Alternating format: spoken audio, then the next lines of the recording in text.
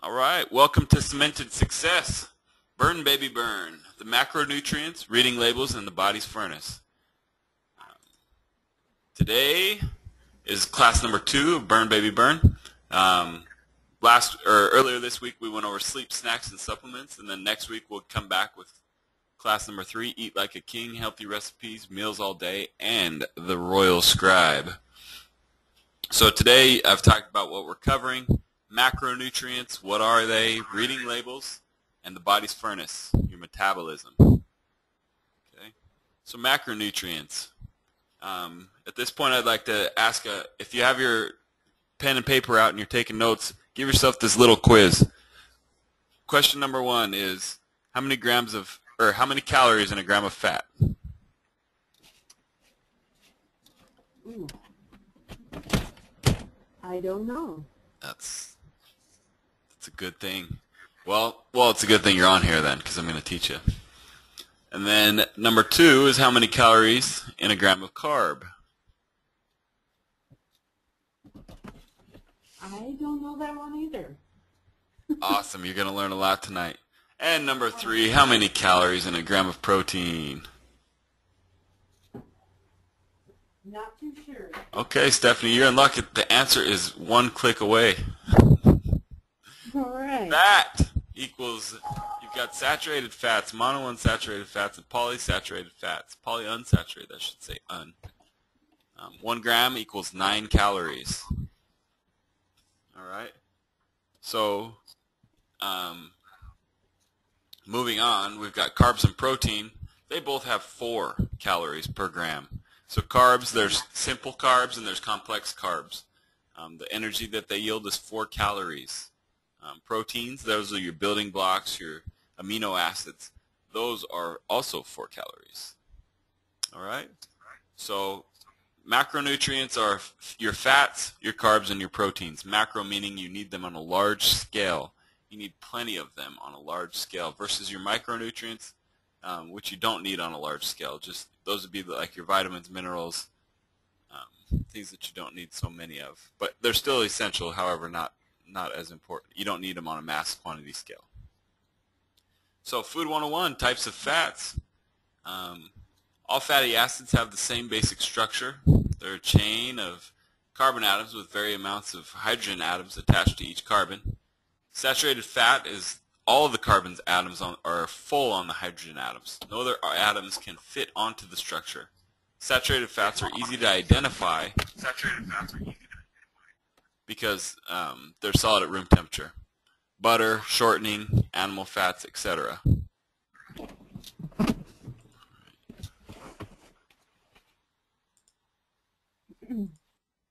Okay. I put you on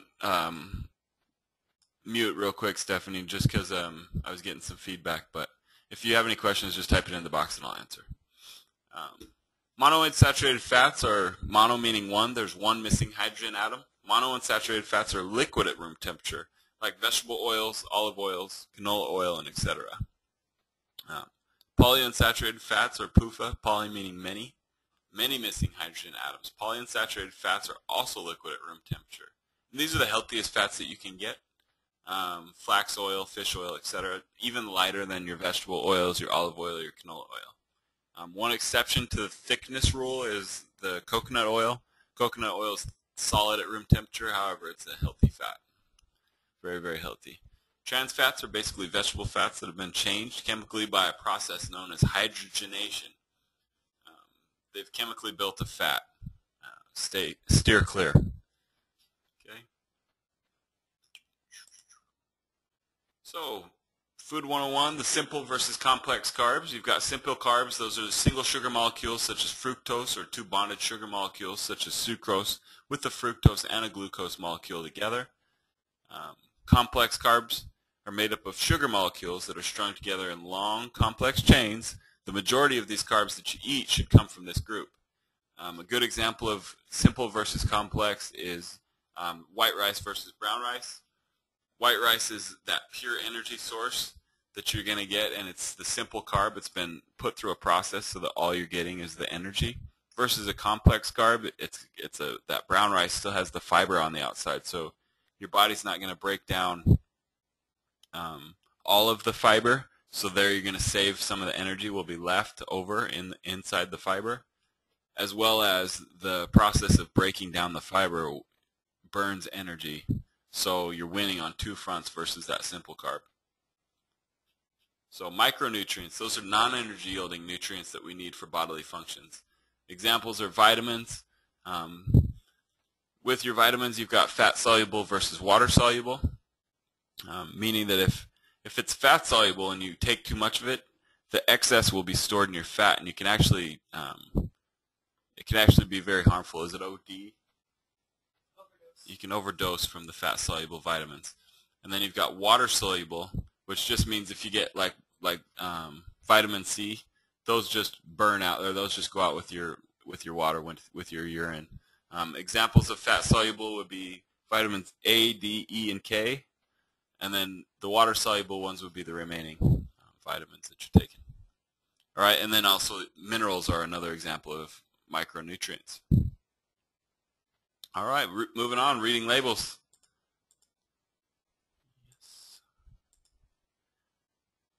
Reading labels. So this is just a warning, like this here on the left, this diagram on the left. The label will claim, hey, it's fat-free or it's sugar-free, and the definition of what that really means is that it has less than half a gram of fat or sugar per serving. So beware if it's something that has 30, servings in the package, there's still 15 grams of, or there could still at least be 15 grams of fat or sugar involved. So it's not exactly sugar-free or fat-free. Low fat just means it has less than 3 grams or less, 3 grams or less.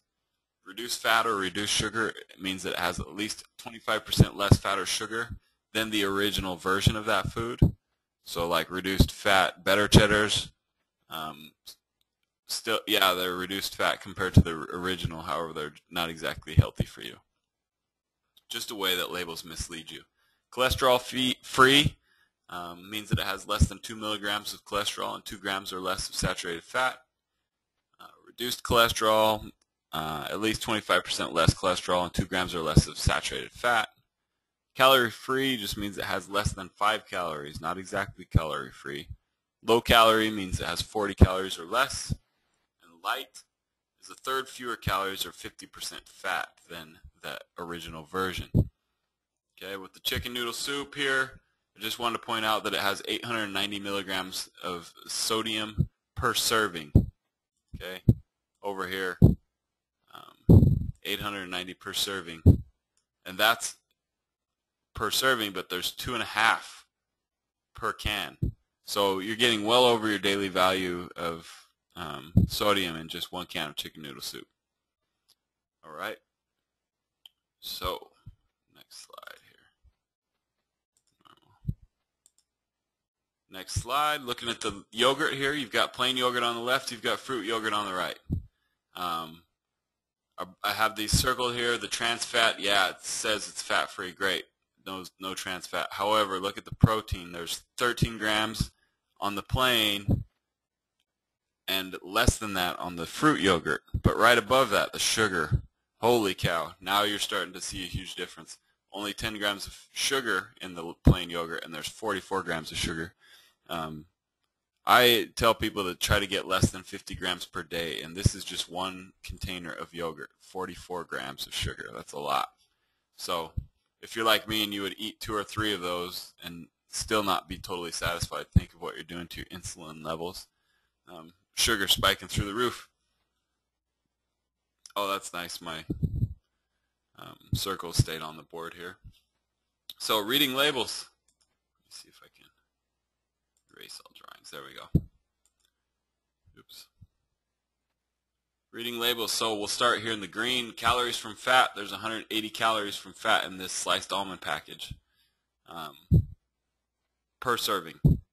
However, there's 6 servings, so there's nearly 1,200 calories from fat in this serving of almonds. So you want to be aware, yeah, nuts are good for you, almonds are good for you, and it is a healthy fat, but 1,200 calories from one package is ridiculous. Way, way too much. And then in the blue there, I want to point out that percent of your daily value is based on a 2,000 calorie diet. If you see that are down in the asterisk point below, your daily values may be higher or lower depending on your calorie needs. So if you're on a weight loss program like ours and recommended intake of calories is 11 to 1400 calories, you wouldn't use this percent of the daily value. The only way you would use that is if it was 2,000 calories. Then the red, it's just pointing out that there's 20 grams of fat. Yellow, 0 grams trans fat. And then the purple, those are your percentage of your daily values of vitamins and minerals that are recommended. So just another thing to point out when reading labels. Okay.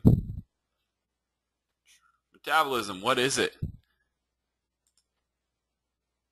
If you have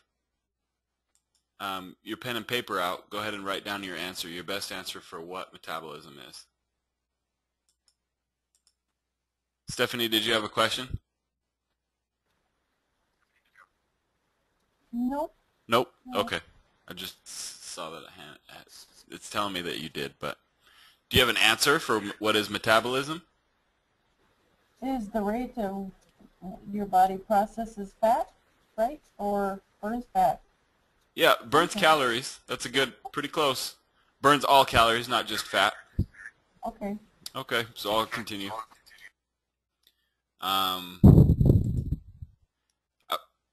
Okay, here I'd like to talk about an example of how our body's like a campfire.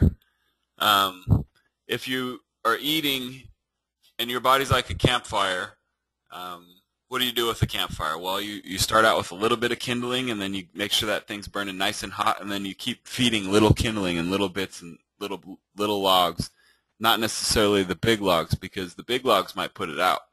So that's how you want to eat. You want to eat little meals all throughout the day and keep that metabolism burning hot. That's how we're like a campfire, because if all you do is wait until the very end and put a big old log on there, you're going to smoke the fire out.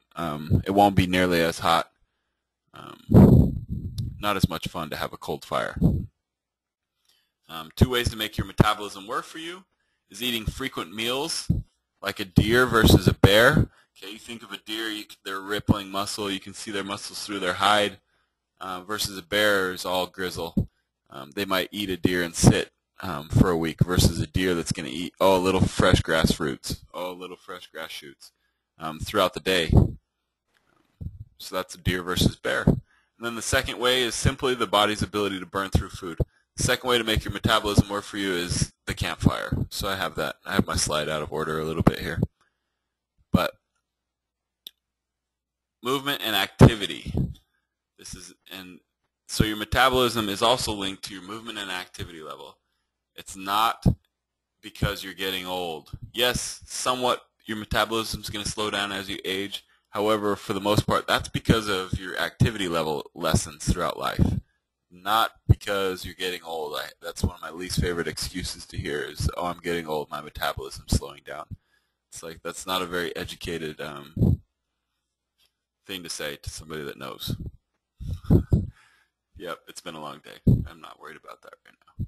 All right, metabolism. So that's the thermic effect of food.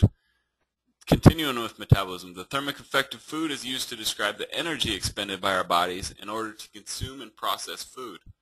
I got a nice diagram here coming up, but protein, you get a 30% boost.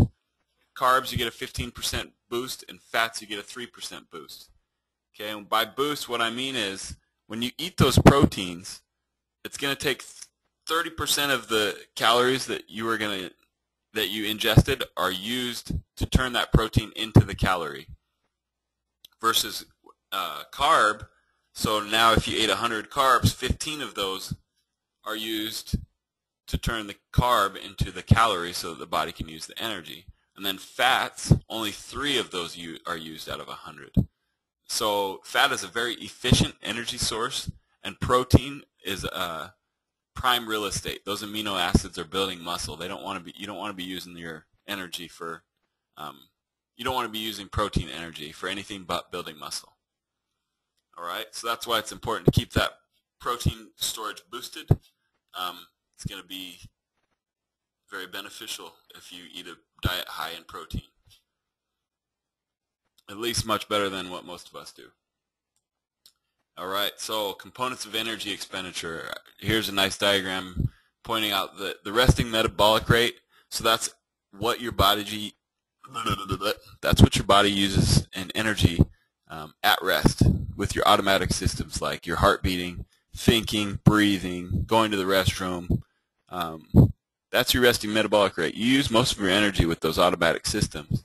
And then, so that's 60 to 75% of your energy expenditure. And then you've got 10 to 15% that can be manipulated by what you eat. Remember when I mentioned here the protein, fats, and carbs, that thermic effect of food, that can affect your energy expenditure from 10 to 15%. So that leaves up to 30% of your energy expenditure to physical activity. So somebody that's extremely active 5-6 days a week, for an hour or 2 or 3, is going to be on the high end of that 30%, not leaving much energy left over, so they're not going to be storing that energy, also known as fat stores. Rather, they're going to be burning off their excess and maintaining a nice lean muscle mass. All right, so glycemic index. The glycemic index, or GI, is a measure of the effects of carbs on the blood glucose levels. Carbs that break down rapidly during digestion, releasing glucose rapidly into the bloodstream, have a high glycemic index. Carbs that break down slowly, releasing glucose gradually into the bloodstream, have a low glycemic index. For most people, foods with low glycemic index have significant health benefits. I've got a nice diagram here. The only thing I wish I could change about this diagram is that this red line here, this red line that goes up, I wish that it dropped it straight back down here and left it more like this, because that would be like eating cotton candy. Watch what cotton candy or Pixie Sticks does to a 6-year-old, right? They're going to be high, high, high, high, high, and then drop off. Oh, knocked out. Versus if you feed on an apple, it's going to be nice and low and steady, even, which is dominating this line that picked you up and dropped you on your face. Okay, so an apple versus cotton candy. Boom, right back down. All right. Uh-oh.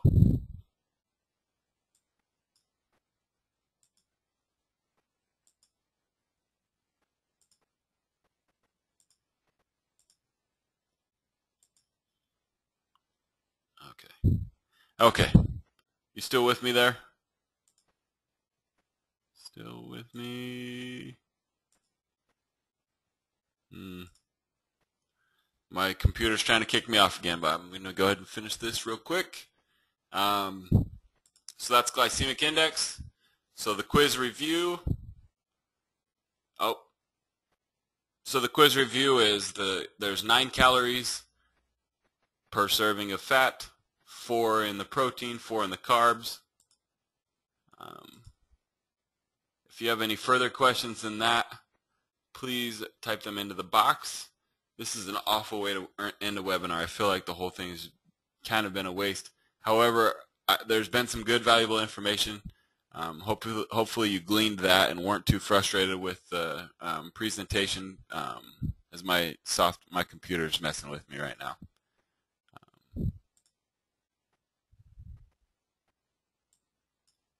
So because of that, I'm not going to be able to finish any questions that you might have. You know what? Just go ahead and email them into me if you do have any, and I'll be here for another 20 minutes. I'll answer any questions that you have.